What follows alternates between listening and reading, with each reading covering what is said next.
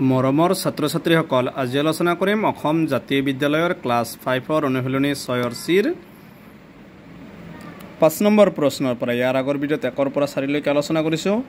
5 number প্ৰশ্ন কৈছে, এগিলাচ পানীৰ ৰিতাই 3 ভাগৰ 1 অংশ আৰু মিনাই 4 ভাগৰ 1 অংশ খালে 2 মিলি মুঠতে গিলাচটোৰ কিমান অংশ পানী খালে। তাৰমানে এটা গ্লাছ আছিল, গ্লাছৰ পানীৰ ৰিতাই খাইছিল 3 ভাগৰ 1 অংশ আৰু মিনাই খাইছিল 4 ভাগৰ 1 অংশ। এতিয়া গ্লাছটোত কিমান অংশ পানী থাকিলে সেইটো ওলাব লাগে। প্ৰথমে আমি 1/3 আৰু 1/4ৰ লসাগু ওলাই ল'ম। আমি 1/3 আৰু 1/4ৰ 1/3 আৰু 1/4 দুটা একে সংখ্যাৰে নাযায়, গতিকে লসাগু ডাইৰেক্ট পূৰণ কৰিবা। 3 4 গুণ 12। আমি লসাগুটো দুটাৰ কিমান হ'ব? 12 হ'লে আমি 3ৰ লগত কিমান পূৰণ কৰিব লাগিব? 4। তেতিয়াহ'লে ওপৰতো এটা 4 পূৰণ কৰিবা। তলত হ'ব কিমান? 12 আৰু ওপৰত হ'ব 4 1 গুণ 4। 1/4 4 লগত কিমান পূৰণ কৰিলে 12 হ'ব? 3, ওপৰতো 3। তলত হ'ব 4 3 গুণ 12 আৰু ওপৰত হ'ব 3 1 গুণ 3। এতিয়া আমি দুটাৰ হৰ একে বনাই লৈছোঁ। এতিয়া আমাক প্ৰশ্ন কৈছে 2 মিলি মুঠতে গ্লাছটোৰ কিমান অংশ পানী খালে। এতিয়া লিখিম এতেকে 2 মিলি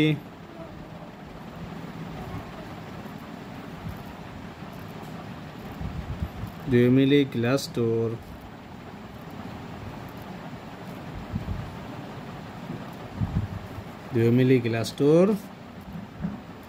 মুঠ পানী খালে। চাবা, এইটো ৰিতাই খাইছিল কিমান? 12 ভাগৰ 4 অংশ আৰু মিনাই খাইছিল 12 ভাগৰ 3 অংশ। 2 মিলি হ'লে কি দুয়োটা কি কৰিব লাগিব? যোগ কৰিব লাগিব। প্ৰথমটো আছে 4/12 প্লাছ 3/12। লসাগুলো দুটা একে আছে, মানে কি হ'ব? 12 হ'ব আৰু ওপৰত 4। যদি একে থাকে একদম সহজ, তলৰ এটা ল'ব আৰু ওপৰত যেনেকুৱা আছে 4 যোগ 3, মানে কিমান হ'ব? 4 3 7, তলত কিমান? 12। 2 মিলি গ্লাছটোৰ মুঠ পানী খালে 12 ভাগৰ 7 অংশ। এইটো হৈছে 5 নম্বৰটোৰ এনচাৰ। 6 নম্বৰ প্ৰশ্নটোত কৈছে, এটা কেকৰ 12 ভাগৰ 5 অংশ ৰমেনে, 10 ভাগৰ 3 অংশ হৰেণে আৰু 6 ভাগৰ 1 অংশ নিহাৰে খালে। এই নম্বৰত দিছে কোনে আটাইতকৈ বেছি খালে, কোনে আটাইতকৈ কম খালে, 3 মিলি মুঠতে কেকটোৰ কিমান অংশ খালে, কেকটোৰ কিমান অংশ বাকী থাকিল। গতিকে এটা কেকৰ কি কৰিব লাগিব? প্ৰথমে আমি 12 10 আৰু 6ৰ লসাগু ওলাই ল'ম। তাৰপিছত কোনে আটাইতকৈ বেছি খালে এইবিলাক ওলাম। এটা কেকৰ ৰমেনে খাইছিল 12 ভাগৰ 5 অংশ, হৰেণে খাইছিল 10 ভাগৰ 3 অংশ আৰু নিহাৰে খাইছিল 6 ভাগৰ 1 অংশ। গতিকে 12 10 আৰু 6ৰ লসাগু ওলাম। 12 10 আৰু 6ৰ লসাগু গোটেইকেইটা কিহেৰে হৰণ যাব? 2ৰে যাব। 2 দি 12ক 6 বাৰ, 2 দি 10ক 5 বাৰ, 2 দি 6ক 3 বাৰ। আকৌ এই দুটাক 3ৰে যাব। 3 দি 6ক 2 বাৰ, 3 দি 5ক নাযায় নমাই নিবা, 3 দি 3ক 1 বাৰ। আৰু একে সংখ্যাৰে নাযায়, গতিকে পূৰণ কৰিবা। 2 3 গুণ 6, 6 2 গুণ 12, 12 5 গুণ কিমান হ'ব? 60। এতিয়া আমি লসাগুটো কিমান পাইছোঁ? 60। গতিকে গোটেইটাৰ তলত আমি 60 বনাই লওঁ। 12ৰ লগত কিমান পূৰণ কৰিলে 60 হ'ব? 5। তেতিয়াহ'লে আমি ওপৰতো 5 দিব লাগিব। তলত হ'ব 60 আৰু ওপৰত হ'ব 25। এবাৰ 3/10 10ৰ লগত কিমান পূৰণ কৰিলে 60 হ'ব? 6। ওপৰতো 6 কৰিবা।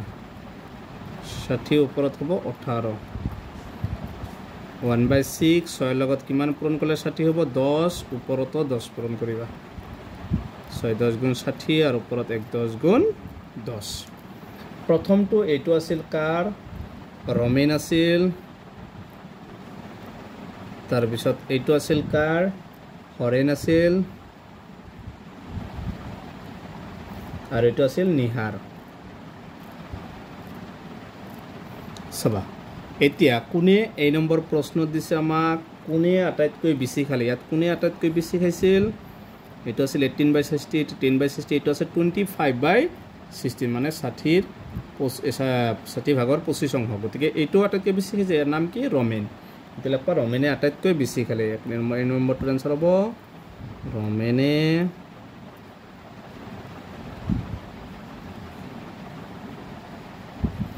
আটাইতকৈ বেছি খালে এইটো হৈছে বি এই নম্বৰটোৰ এনচাৰ ৰমেনে আটাইতকৈ কিমান খাইছে বেছি খাইছে এইবাৰ কৈছে কোনে আটাইতকৈ কম খালে ইয়াত কোনে আটাইতকৈ কম খাইছে এইটো আছে 10/60 মানে নিহাৰে বি নম্বৰটোৰ এনচাৰ হ'ব নিহাৰে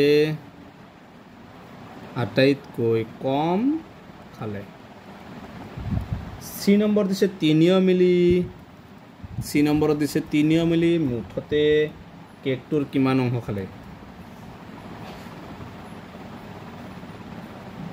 3 মিলি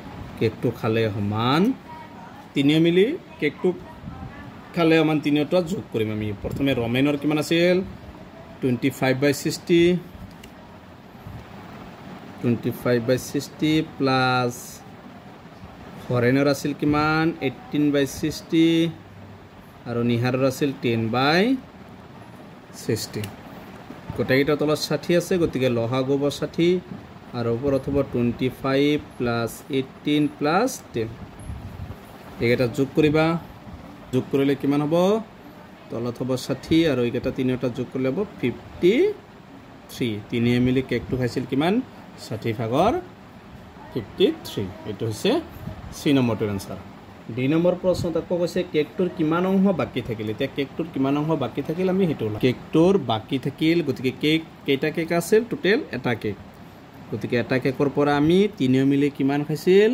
53/60 এইটো আমি বিয়োগ কৰিম তে দুটা এটা লহাগু লোৱা তলত 60 ইয়াৰ তলত এক নাই মানে একৰ লগত 60 পূৰণ কৰিলে 60 লগত 1 পূৰণ কৰিলে 60 মাইনাছ 1 লগত 53 পূৰণ কৰিলে কিমান হ'ব 53 তাৰপিছত সবা তলত আছে 60 আৰু 60 পৰা 53 গলে কিমান হ'ব 7 গতিকে কেকটোৰ বাকি থাকিল কিমান 7/60 টো হৈছে ডি নম্বৰটোৰ এনসাৰ গতিকে ইয়াৰ পিছৰ ভিডিঅ'ত 7 8 9 10 11 এটা আলোচনা কৰিম গতিকে আজিৰ ভিডিঅ'টো এইখিনি তোমালোকে ভিডিঅ'টো লাইক কৰিবা চেনেলটো সাবস্ক্ৰাইব কৰিবা থ্যাংক ইউ